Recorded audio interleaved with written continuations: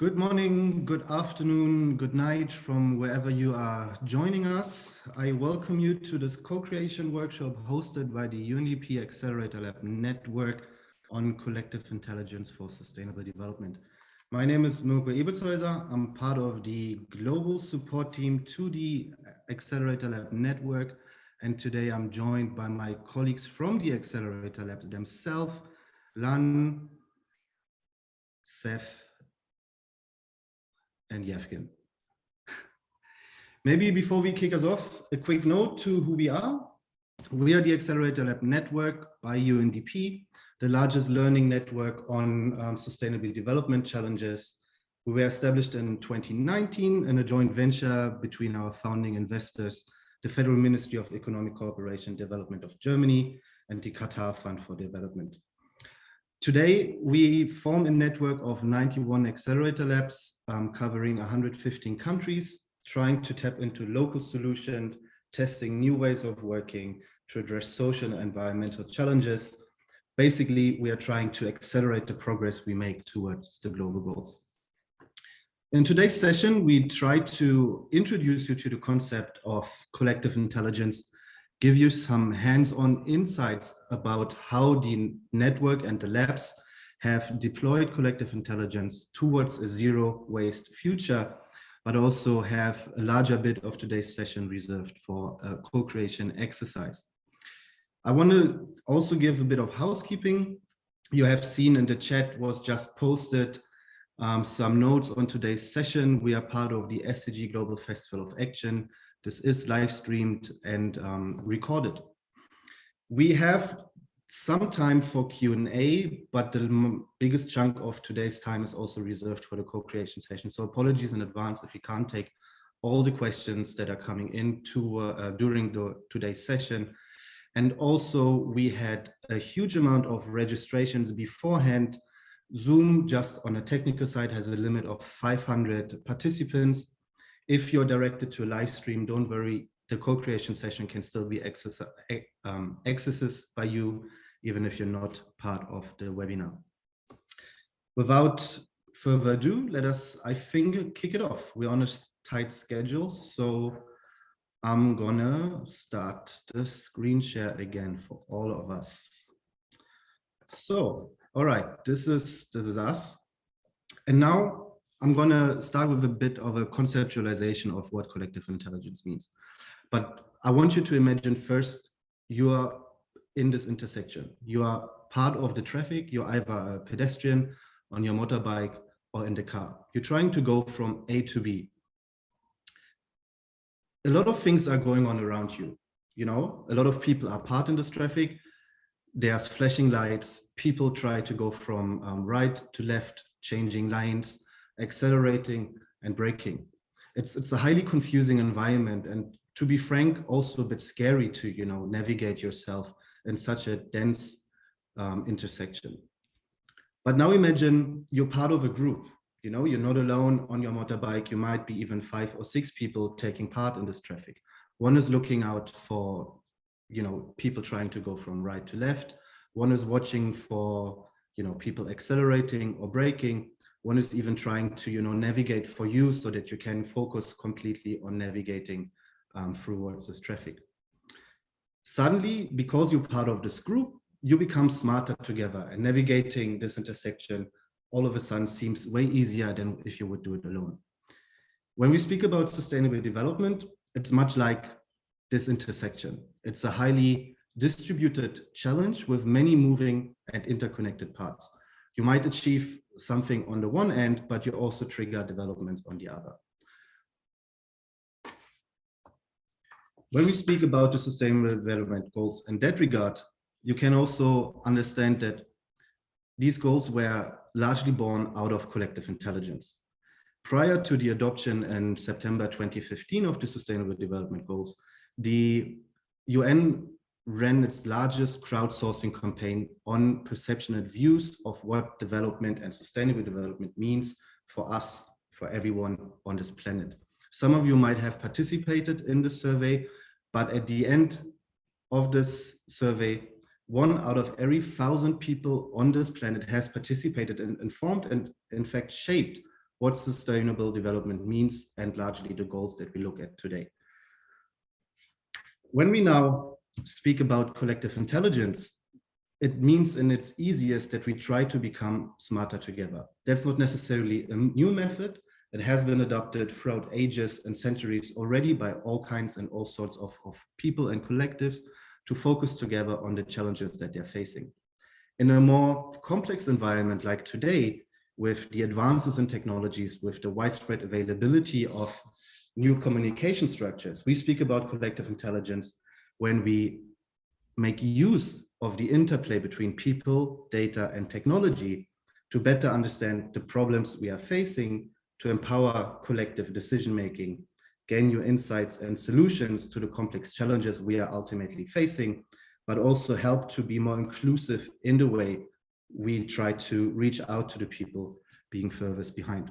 Collective intelligence, in a way, is one of the core methodologies the Accelerator Labs are deploying, but it's also a philosophy that we play by in order to reimagine how development can be done for the 21st century.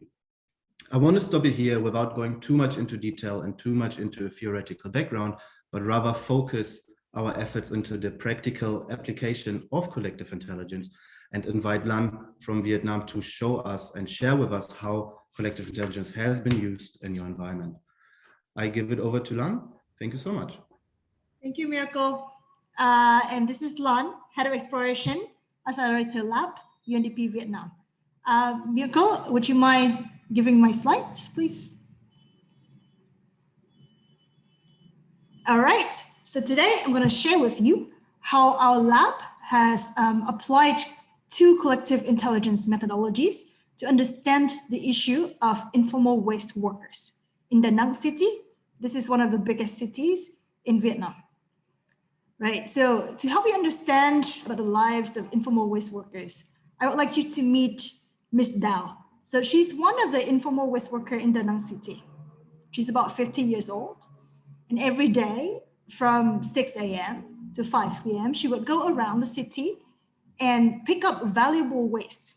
So this would include metal, cardboards, and plastic. She does that by going around looking at different waste dump sites, or she would trade these valuable waste with different households or small shops or hotels and restaurants along her way. And at the end of the day, she would trade these waste with junk shops or scrap shops and collection centers in the city. She earns about $5 to $8 a day. And she's been working as an informal waste worker for around 10 years. She likes this job because it's quite flexible in terms of timing, right? So she has time to take care of her home duties. However, she also doesn't like it very much because sometimes people look down on her. Well, there are about more than 1,000 of these informal waste workers in Da Nang city. And we consider them the champions in the waste management system in the city. Why? Because they help diverge a lot of waste going into the landfills. And in Vietnam, we have yet to have waste segregation system. However, a lot of this work, because it's informal in nature, are not understood by a lot of people in the city, and also not understood by the government. So in the recent waste management plan by the city government, some of the government officials actually considering wiping out this workforce. So what we did as a lab is applying 2 collective intelligence methodologies, including ethnographic research and sensor data, to help understand more about contribution of informal waste workers. So we interviewed in depth 30 of these waste workers and also used GPS-enabled mobile phones to track the routes of informal waste workers for 1 day of their work. For those that don't want to use the mobile phones, then we would give them laminated maps to draw their routes on, right? So this is sort of like the GPS that you use in your car, if you want to imagine it that way. And so in this picture, you can also see the maps that this is for the first time we were able to bring out the map of 40 informal waste workers routes, and also over 200 of the junk shops and scrap shops and collection centers in the city. And we're able to convince different stakeholders in the government of the importance of the contribution of not only informal waste workers, but the informal waste system in the city. So this is our story. Thank you. Thank you very much, Lan, to giving us an insight about how your accelerator lab in Vietnam has applied ethnographic research and sensory data as part of a wider collective intelligence approach to really understand what the ecosystem and the complex environment of waste and the life of informal waste workers looks like, ultimately leading to further insights and probably, hopefully, better decision-making processes. I now invite also my colleague Seth from the UNDP Accelerator Lab in Ghana to share us his insights. Thank you. Thank you very much, Michael. And greetings to everyone. It's my pleasure to share with you the work that the UNDP Ghana Accelerator Lab has also been doing in applying collective intelligence. So I would like to start with a bit of a context. Access to reliable waste management services is a big issue for more than 1 billion slum dwellers in the world today. Unfortunately, or worryingly, that number is increasing.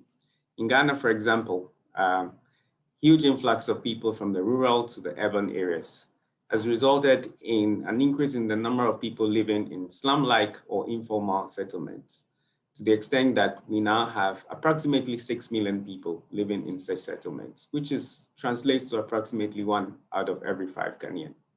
The country is also experiencing exponential increases in the volume of solid waste that is generated in urban areas. So for example, between 2017 and 2019, we recorded a 10% increase in solid waste generated.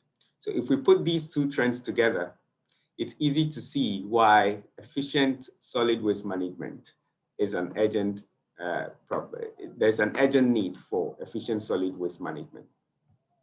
Now, unfortunately for us, standard waste management services are not effective in informal settlements for multiple reasons. If you take a look at this shot of our location in a central business district. So this is a slum in the central business district of Accra. You can see why. There's lack of space for receptacles, and the low incomes of the people living here make it difficult to charge economic rates. So the Accelerator Lab in UNDP Ghana set out to apply collective intelligence to this issue in 2 ways. First, to co-design a workable solution for such settlements, and then to use a GIS to digitally map households and structures. We started out by virtually crowdsourcing ideas from the waste provider, which is our main partner named Jekore. We did that by engaging the waste collectors, revenue collectors, and prosecution officers virtually, given that we were still in lockdown at the time. The insight from this group enabled us to piece together what we felt was a pretty workable solution. And then we engaged, together with Jekore's management and the municipal assembly, we engaged different groups of stakeholders in the slum area. So drivers union, market leaders, and slum leaders to deepen our understanding of the issues that they face in the area. We also did a transit walk through the location to observe some of the sanitation issues that they highlighted during the dialogues. And then looking at all the insights we gathered, we organized one big collective dialogue where we brought together all the different stakeholders. And then together, we co-designed a solution that's workable in the slum area. Now, you heard earlier, Michael talked about collective intelligence being really about people and machine getting smarter together. So one way we're helping our partner, the waste service provider, to get smarter through machines is by using GIS to digitally map all the households and vendors in the area and supporting them to generate good data for smarter waste management. As we speak, more than 350 of such households have been mapped. And each green dot you see here is a household or a small business in the area. And the database contains details for easy identification and then revenue management. So in summary, really the CI principles, or the collective intelligence principles of diversity of thought, pushed us to be more inclusive by engaging all the different kinds of stakeholders in the community, and also to enable the community to shape different aspects of the solution, which will make it even more feasible for them. And the collective decision also helped, to uncover vital information. So for us, we've learned through this process that when applied well, collective intelligence is a powerful approach for enabling grassroots innovation. And with that, I'll hand over to Michael. Thank you. Thank you very much, Seth, also for your inspiring story of how to engage with the unusual suspects to better understand an issue. And it's very much not only related to the zero waste challenge that we're facing, but generally an approach within sustainable development that leads to better public service delivery and more inclusive action on the ground. With this, I also like to invite Yevgen from Ukraine. Hello, everyone. Our lab also worked on waste management issue, but on a very particular type of waste. This is the branches, the leaves, the organic waste, crop residue, maybe some household organic waste that usually occurs in your household and so on. And there is also a particular type of the way people used to dispose of it in Ukraine and also worldwide, which is burning. And burning is primeval to human nature. It gives warmth and coziness, but every time you burn something, it has an impact. So every time spring comes, like now, you could see the satellites register heat anomalies like you see now on the map. Each red dot is a heat anomaly or a fire taking place. And you could see a line which represents the border of Ukraine. And in Ukraine, we have more than 50,000 fires every year. People unfortunately die in those fires and billions are lost. Last year, there was a huge problem with fires that are caused through agricultural burning or careless toss of match, and that were spread into the forests. And this happens due to lack of opportunities to get rid of those waste in a sustainable way, lack of enforcement and lots of other factors. So in 2020, this issue became very hot on the agenda in Ukraine, and everybody started talking about how can we punish more? How can we enforce more? How can we increase the fines for burning? But we also decided to take on this challenge and take it from a bit different perspective. We wanted to understand the complexity of the problem and how can we empower people who are already fighting against this malpractice, and how can we understand better the problem. So we, with this issue, we set out and mobilized 200 communities all around Ukraine, and we gave them 2 solutions. And if Mirko will click the next slide, on the top part of the slide, you see a solution which allows everyone in those communities that were part of our project to see where the fires take place retrospectively for the last 5 years, to notice the patterns, to understand when it takes place, how severe the fires are, and then even scroll down up to the possible owners of the land lots and know with whom to work. So that gave an unprecedented and previously unavailable level of knowledge for our communities. And secondly, we didn't all just want to say, hey, there is a problem, you burn this and that. We wanted to give a solution to people. So, natural solution to an organic waste is composting. Unfortunately, only a fraction of organic waste is composted all around the world. But we wanted to understand how many composting units exist in Ukraine. And we crowdsourced, people mapped their own composters in Ukraine. And we found 367 composters. This is just a fraction of what actually exists in private gardens. But already now people can see where they could bring their organic waste. and bring it there. There's not much of them, but it has a promising results. So, but most importantly, we have discussed all of these insights, all of the data that concerns the communities with members of those communities. It was 2020 is a year of COVID and lockdown, so we did have to engage digitally. We engaged with more than 200 people, as I said, in 200 communities to create and discuss what are the problems, what are the complexities related to it.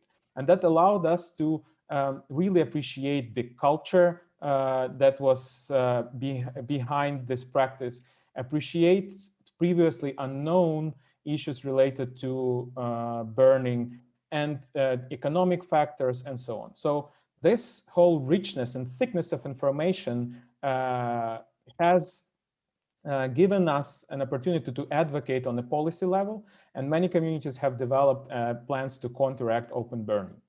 But most importantly, I would like to conclude by saying that collective intelligence emerges when there are people, technologies, and data. But it's not just enough to take the data from people. It's important to put it back to people's hearts and minds.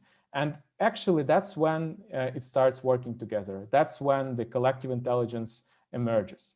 So collective intelligence is always greater than the sum of its parts. And with this, I conclude my presentation and hand over to Mirko. Thank you very much, Yevgen, also for these insights on how to co-create and make sense of the environment together with participants that you invited to your Insight workshop. Collective intelligence is also about, or mainly about, empowering people to also make decisions on their own by engaging with new forms of data, such as satellite imagery. We saw sensory mapping, but also ethnographic research that gives an insight into the everyday life of people closest to the problem. At this stage, we have 1 or 2 minutes for questions, and I see a few questions are already popping up in the Q&A. I would invite Lan to let us know how in Vietnam you came about the problem of waste and engaged informal waste workers in the first place. What was the process behind it? Thank you, Mirko, and thank you for the questions.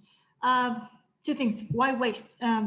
We, as the lab, look at complex problems that actually involve a lot of people and the challenges that hasn't been solved.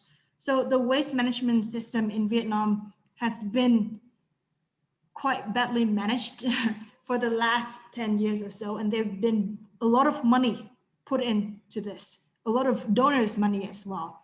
Millions of dollars has been put into experiment on the waste management practices, but it's not been solved yet. And all the landfills are now being reached their limits and create a lot of pollution.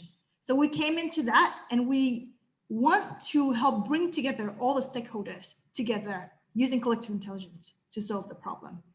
Now, second, why informal waste workers? This is one of the issues that came up from our systems design workshop regarding waste. And we bring together a lot of stakeholders and see different issues that are complex and not being solved. And one of which is the issue of informal waste workers. We all know somewhere that they contribute a lot, but there's no data, no evidence on their contribution. And we felt that this is something that we need to step into and brought up evidence and showcase the contribution of informal waste workers to the system. So that's it. Thank you very much, Lan. Truly insightful, and also thanks for enlightening us on the process. There's one more, maybe rather technical question, but I guess interesting for a lot of people who'd like to take action on the ground themselves. Yevgen, you spoke about mapping open wildfires through satellite imagery. How did you came about to first receive satellite imagery, and is there a specific type of satellite that is being used for these services, maybe even? Thank you. Thank you for the question. Well, first of all, when we understood that there is a problem with burning, we had a look into official statistics, and official statistics are not quite representative with the amount of fires that actually take place. So imagine that only those fires that require emergency response or firefighters deployed are getting into official statistics.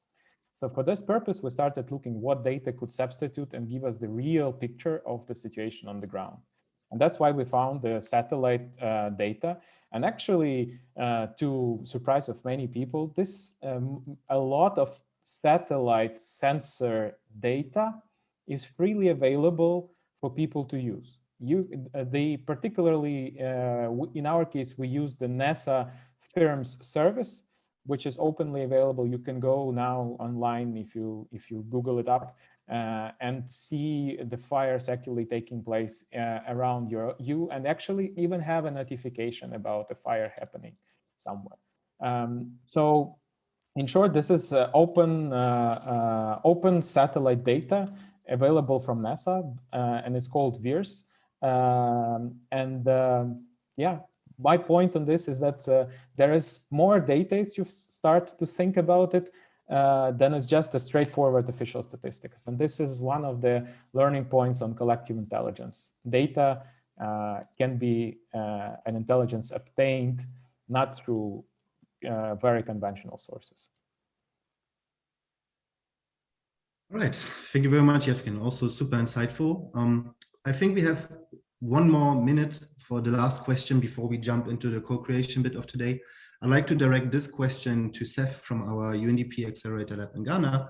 If you can share an insight with us how important informal waste management is for circular economy. Thank you for the question, and thanks, Michael.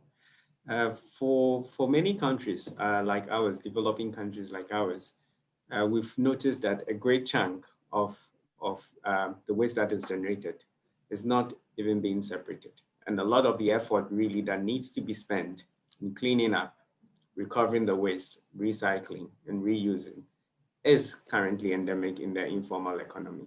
So we find that it's really important that we work together, we co-create solutions that will allow us, together with other stakeholders, to be able to identify the hotspots for recovering informal waste, if we're really going to make progress towards addressing some of the challenges we have in the circular economy. Thank you. Thank you, Seth, also for this quick input. And just to complement really largely from what we've seen throughout the Accelerator Lab network, a huge bit of the circular economy is driven through informal waste management practices. So a big value within the current value chain is being really done on the ground by informal waste workers. I guess we should move on to the co-creation part, the more exciting bit of today's engagement with you all who joined us in this co-creation workshop. I'm handing over to Yevgen and Lan, who will guide us through the exercise. So stay tuned, and Yevgen, Lan, floor is yours. Hi, thank you again. Can you see my screen? Yes, screen. Perfect. So it wouldn't be an Accelerator Lab event if we wouldn't ask and tap into the intelligence of the crowd that we have today. And I see we have about 500 people on Zoom and maybe more people watching us on YouTube. And what I want to say is that the best way to learn about collective intelligence methodology is actually to experience it.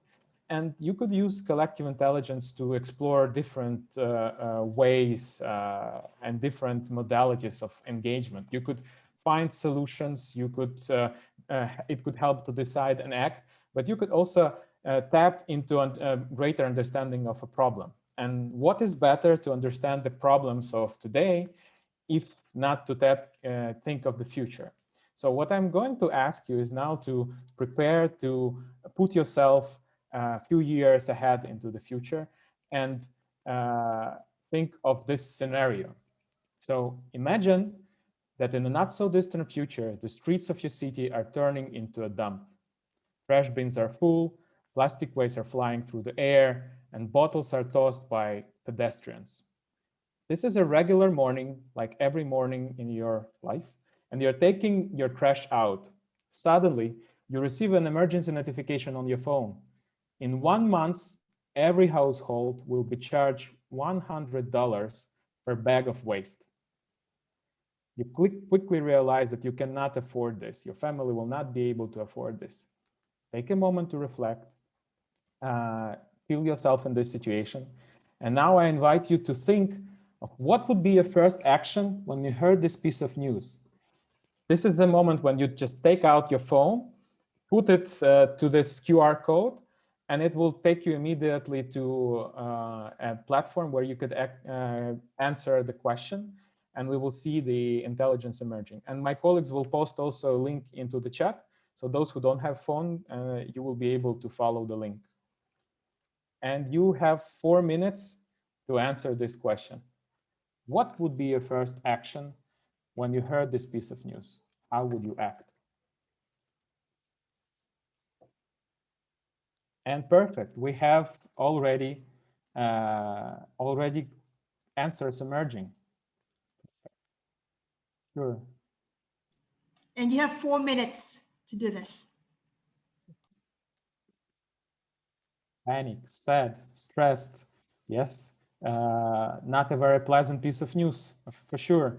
But we see that there are huge answers emerging around reduce and reuse and compost. I'm happy to hear that on behalf of Ukraine. That's what we're advocating for. I see some outrages emerging. Someone is going to tweet, also important. That's the way to address your social network. Okay.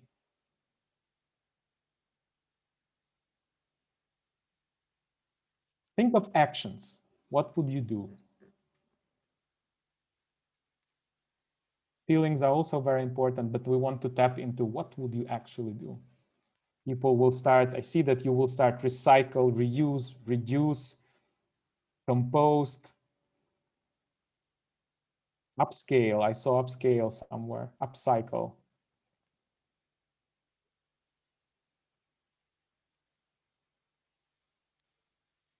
Innovate, that's the style of Accelerator Lab. That's exactly. In every crisis situation, you need to think of what can you do differently.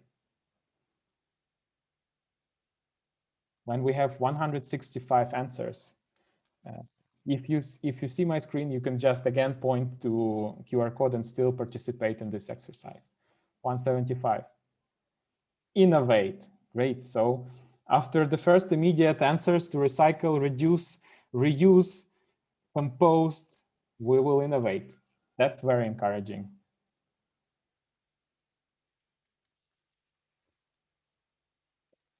Create collaborations.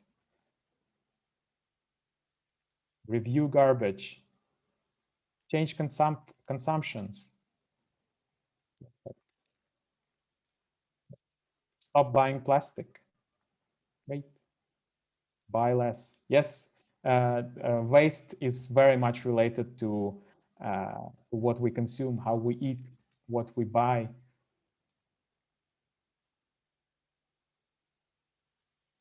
$200 answers we have.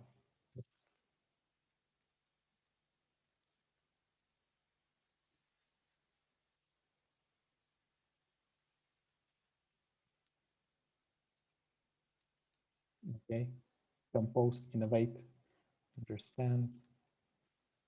We do see a huge come together on more traditional means of, engaging on the waste issue: reduce, reuse, compost, recycle, which are all, let's say, within the sphere of the obvious currently, right? So what would, also to the audience, what would you do if these actions would not be available? What would be sort of the new type of engaging or action after such a big announcement that is devastating for a lot of communities out there?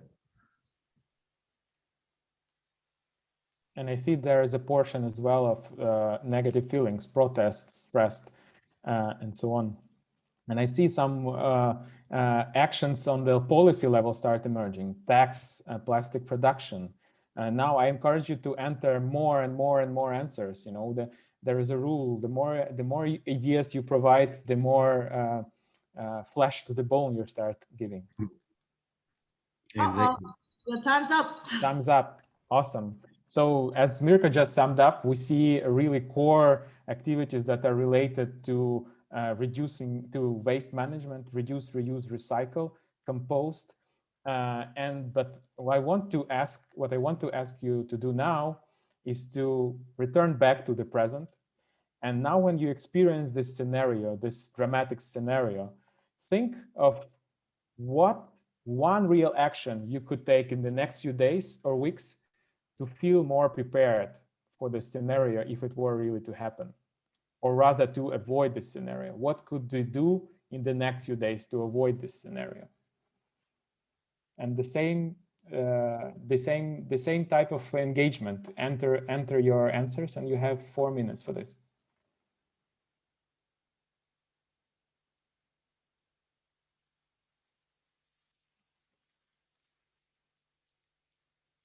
Should I maybe subtly play some music, Yevgen? Please do. Please do. Okay. I'm playing the Accelerator Lab tune.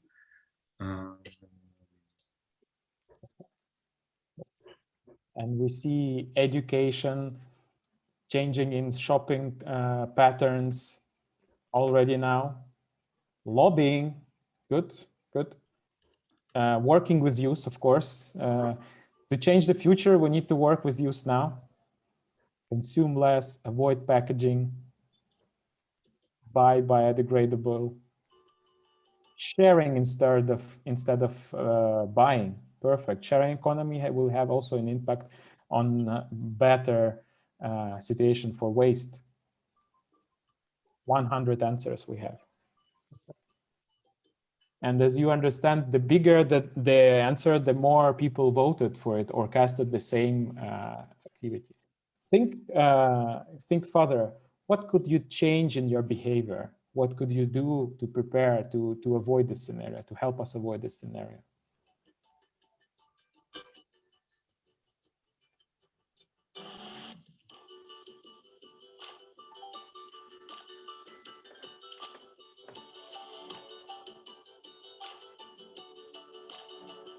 Plan. Good. Learn about zero waste, educate. So we have someone who wants to educate and someone who wants to learn. Perfect. Please meet each other in the chat and start collaborating on that. That's perfect.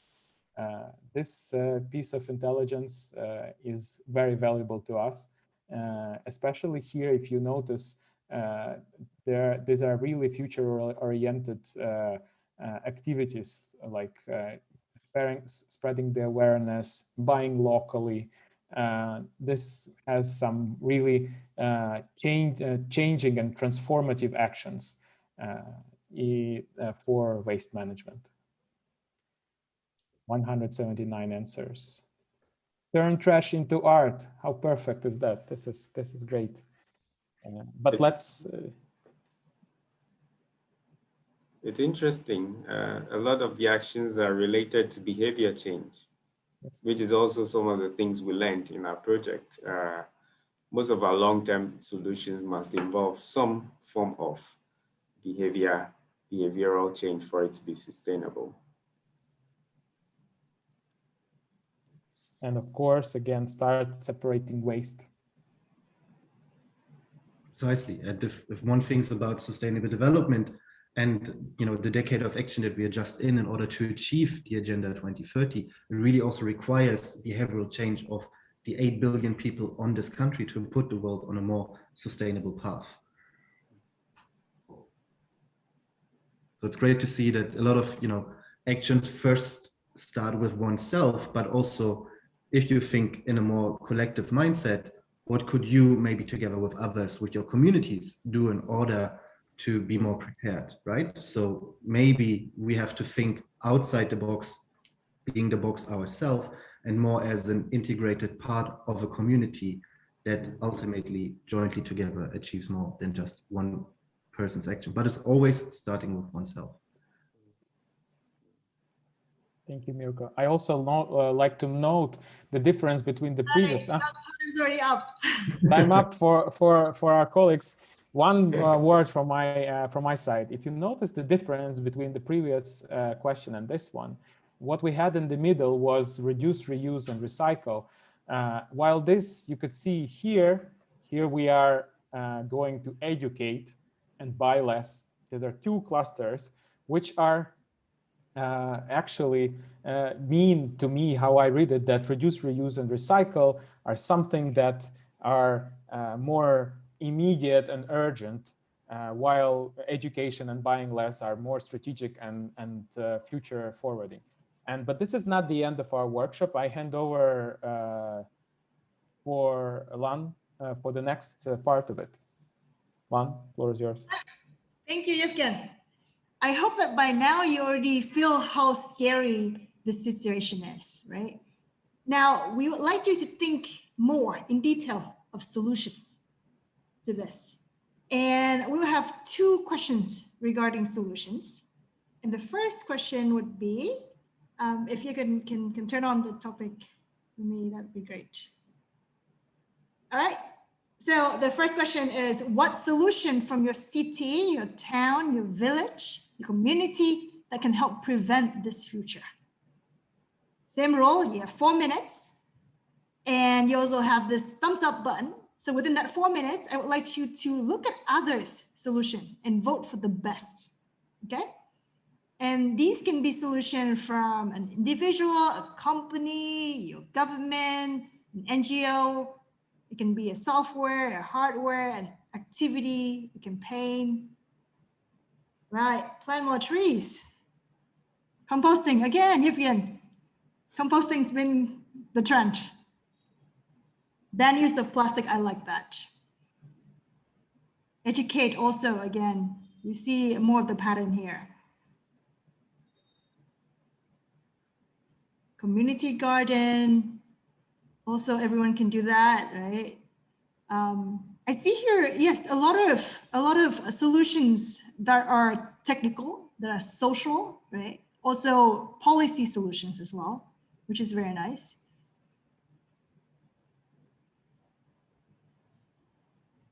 Recycling, of course. Yes, you need high tax, right? So just money, and then people will not do the bad things. More policy on climate action. And we have also solution directly to New York City, separate all trash. Very nice. More behavior change, like Seth said, important, Budapest. So we see a pattern of also people pointing at the name of the communities or the cities. That's good.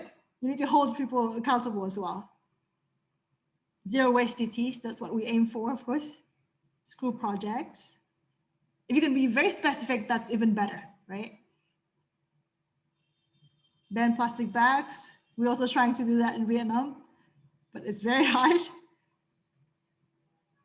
More banning of plastic. And more taxing here. I see a lot of votes for community gardens.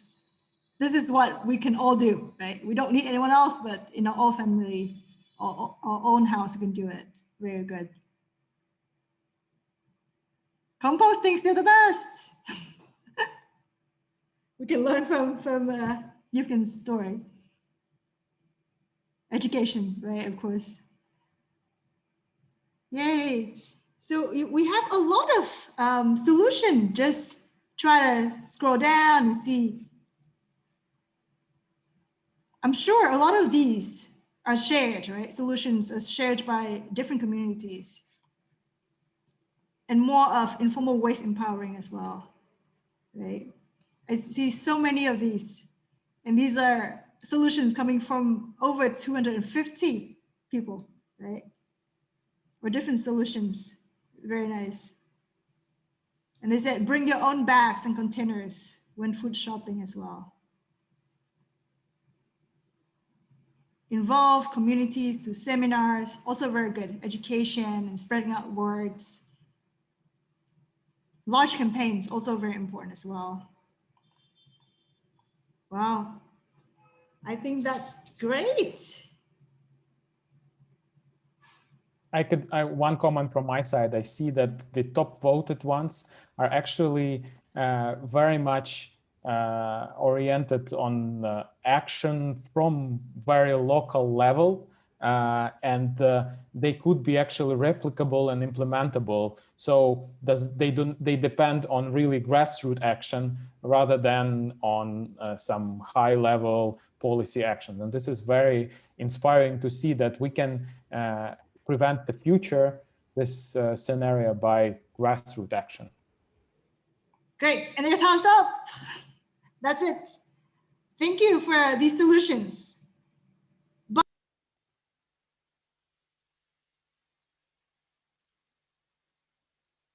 So more solutions now. We would like to look for more solution. And now we want you to think wider, right? What are the solutions that are not directly related to waste, but can still help us prevent this future? Now think harder. We need to activate your creativity.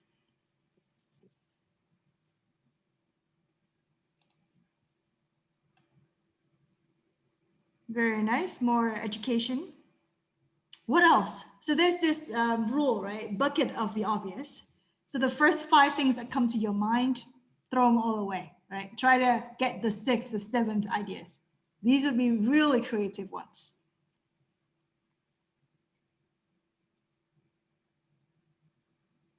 Very nice. Innovation helps. Good. So more people can think of more creative ideas. I see here a lot of education, right? A lot of solutions related to education.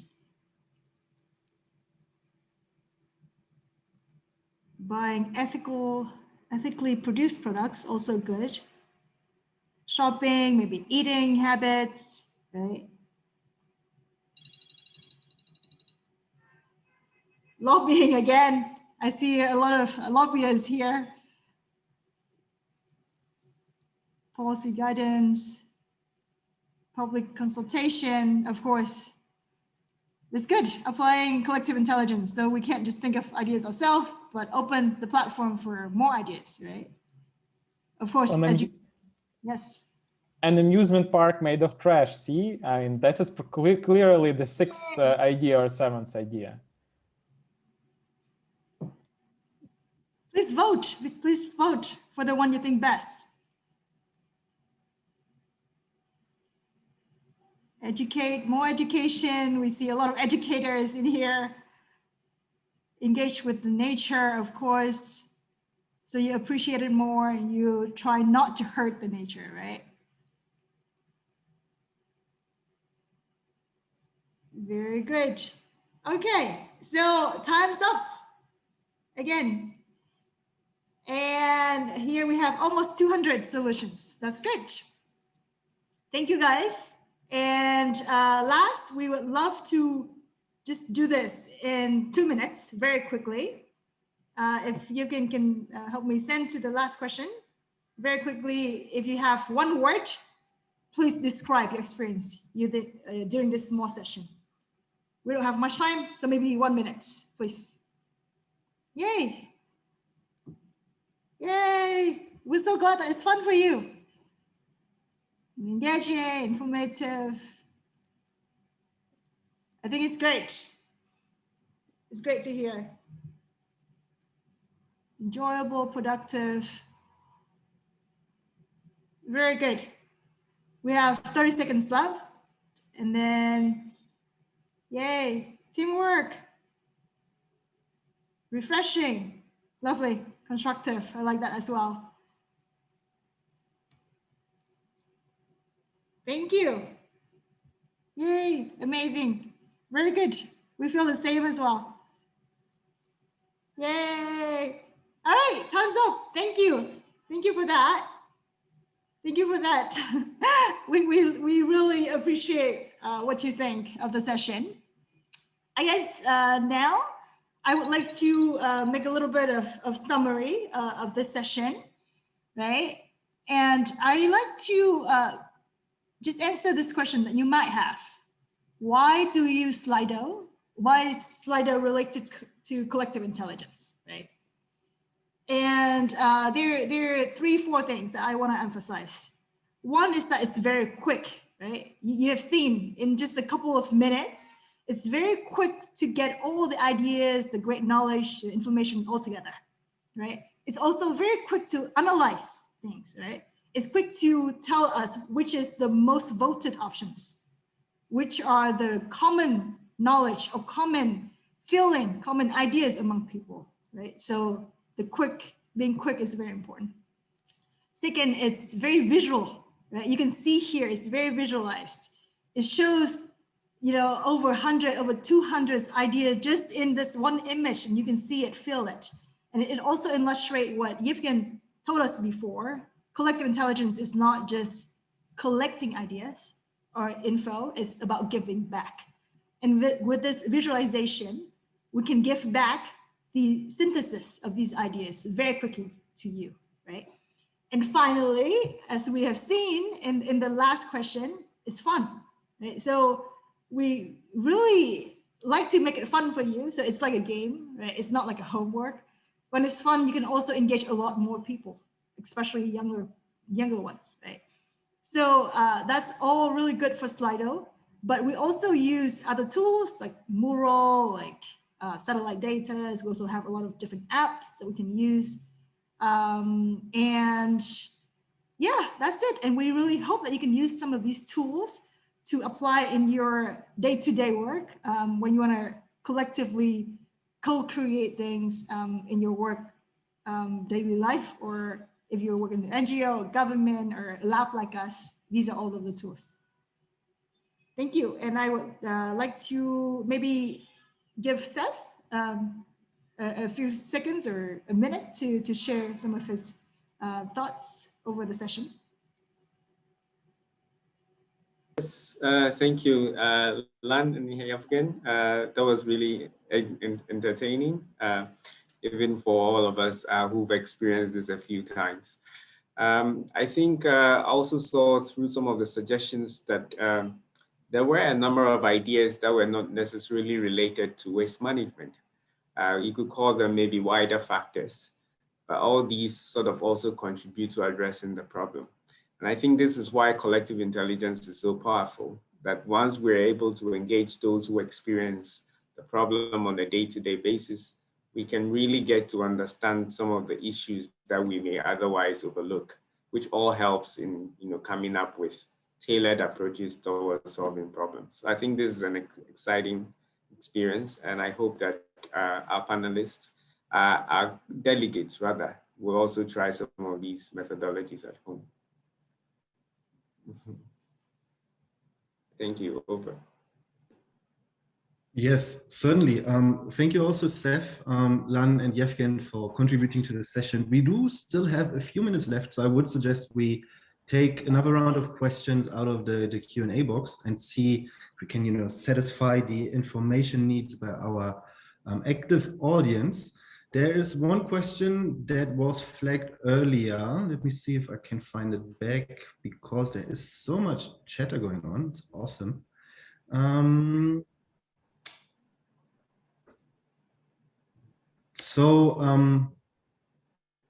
There's one question maybe for you three altogether.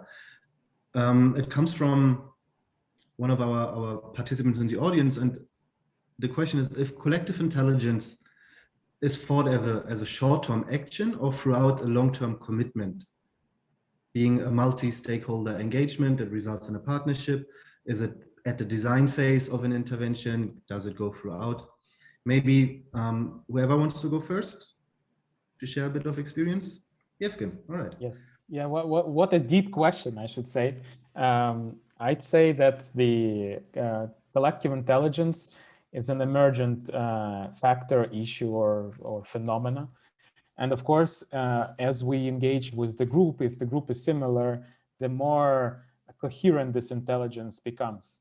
But the biggest value in our understanding, or the feature that is enabled by this technologies of 21st century, is the ability to enrich it, the collective intelligence, the classical participatory decision-making, with lots of data and multiply engagement of number of people you engage. and by that multiply inclusion factor in your project. Reach audiences that were previously unreachable and tap into their intelligence. And for this, I remind, so three factors. This is people, data, and technology. Should work together for collective intelligence to emerge. And maybe some of the colleagues want to contribute to my comment. Seth, please. Yes, yes. Thanks, Yevgen. So I think collective intelligence can be used throughout the process in a project's life cycle. When we started, for example, we used the crowdsourcing approach, to really, source ideas from different stakeholders. And we used that to sort of design an initial approach for waste management in the slum areas. But then we went further. And then when we engaged the different stakeholders in the community, we used also collective intelligence methodologies. For example, the transit walk, which helped us to walk through the community and observe, and others to seek solutions from the people themselves. But now that the project is running, we are also using collective intelligence because now the community leaders and the residents are part of the monitoring and evaluation of the project itself. So they have now taken ownership of the project and now are learning and adapting some of the solutions that we put in place. So collective intelligence can span through the design and the process of seeking solutions, but also the process of learning and adapting those solutions over time as the environment changes. Maybe I'll let Lan also add a few comments. I totally agree, nothing more, but like, as you see from all of our experiences, we actually apply collective intelligence in all of the stages. So for me, it was a lot of exploring the problems, right? And also similar to Seth, is also exploring problems and a bit of solution, and Yevgen, a lot more in solutions than us. So that's actually a range of phases of a project that you can apply collective intelligence in. No, super. Thank you so much for also these quick rounds of inputs. I have one more question, sort of a blitz question, if you so will. What is your favorite tool to use when you apply collective intelligence? Starting with Seth, because his mic is open. I think it has to be crowdsourcing ideas. So for me, the tool that we used here was, for example, a mobile app that allowed different stakeholders, different users from the waste service providers to contribute different ideas. So for me, it has to be a digital technology that allows different people, and there are a number of them out there, so I won't want to mention any particular. Lan? I think Slido is quite interesting, quite quick, and we use it actually basically every week in our sessions with the government and other stakeholders in our work. So, yeah. For me, it's Mural, and this is comes to more classical part of collective intelligence, where we host participatory sessions. And I want to make one comment. I had the chance to glance through a chat. There was a comment about really vulnerable audience that cannot have access to digital technologies like this. How would we reach? How would you create collective intelligence for audiences that don't have access to digital technologies?